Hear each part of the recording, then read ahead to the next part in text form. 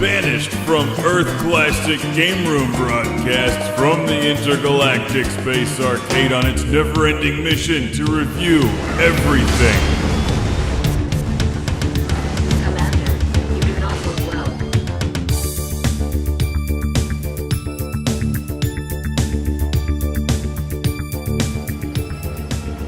Alright, here we go. For those of you who say I never give a bad review, prepare to eat those words because it's Ratchet and Clank All for One.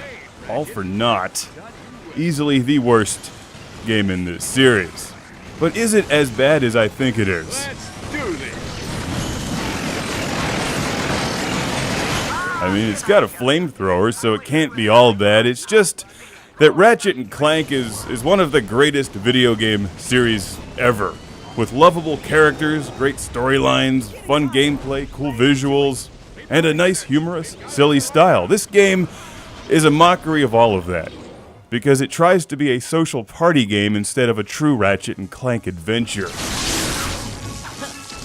And because you know Insomniac can do better, it falls flat on its face. Hey, I caught one.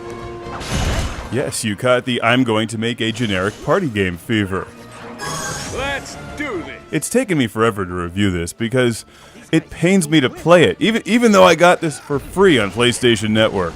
I have better Ratchet and Clank games on the shelf that I'd like to enjoy, namely all of them instead of this. Yet it's not god-awful. It's not a god-awful game. If it was any other series, or like a new series that nobody cared about, it would be passable. It would be generic, decent family fun. But Insomniac clearly lost their way with All for One. I mean, what's this crap? Shoot the bubble gun at the thing that needs to somehow be activated by a bubble gun? What? This is stupid. And the whole game is stupid because of crap like this. Over here, cadets. All for One has its moments, like the gun that turns enemies into pigs, and it's meant to be a social game, so get up to 3 of your friends and play a 4-player game together, so you can all be bored by its mediocrity.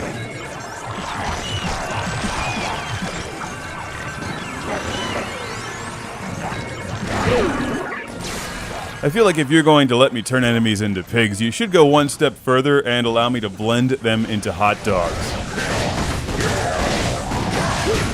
You can play single player and your computer friend will kind of tag along with you because much of the game requires 2 characters to access the next part of the level or whatever.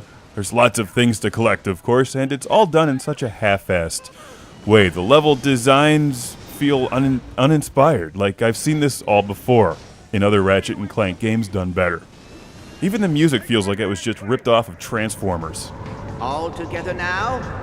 And the whole teamwork thing gets really played out quickly. Like, I get it, yes, there's 4 of us, or 2 of us, whatever, working together to defeat some stupid enemy that the game doesn't even make any sense. Steward, where are my minions? Most of them are afraid to fight, Commander. They are hiding in storage until the interlopers evacuate. Well, then lie! Tell them there's a party in Sector 12 and cake and presents. I don't know. Use your imagination. Attention, minions. There is a party in Sector 12 with cake and presents, and absolutely no threat to your life whatsoever. BYOB. Okay, that was legitimately funny, but this whole review has only one conclusion. There's better Ratchet and Clank games. You, enemy. You look like you could use a good spanking.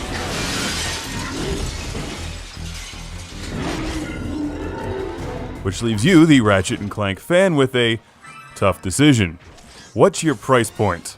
And is it worth the time to play a game that's clearly mediocre? I don't think it's a great party game. And it's not a good Ratchet and Clank adventure.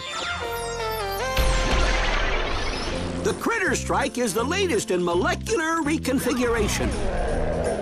It turns deadly enemies... Like I said, it has its moments. Some of this stuff is charming. It's just that Ratchet and Clank has been better. On the same enemy will create a powerful... I think free is about the highest price I would pay for this game.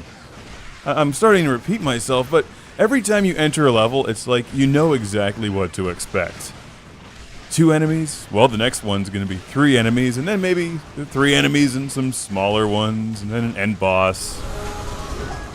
And while that formula may not be all that dissimilar from the other games, this one isn't as much fun to play because the combat has been dumbed down to make way for 4-player multiplayer. My robotic friend, we do not wish to fight. And there's no compelling storyline to hold it all together. Ratchet and Clank All for One pales in comparison to Ratchet and Clank Going Commando or Up Your Arsenal or the first one. Games with great storylines and good character development, as well as some excellent action. This one is generic, and Ratchet and Clank deserve more. I hereby declare you enemies of the Master. Prepare to do battle.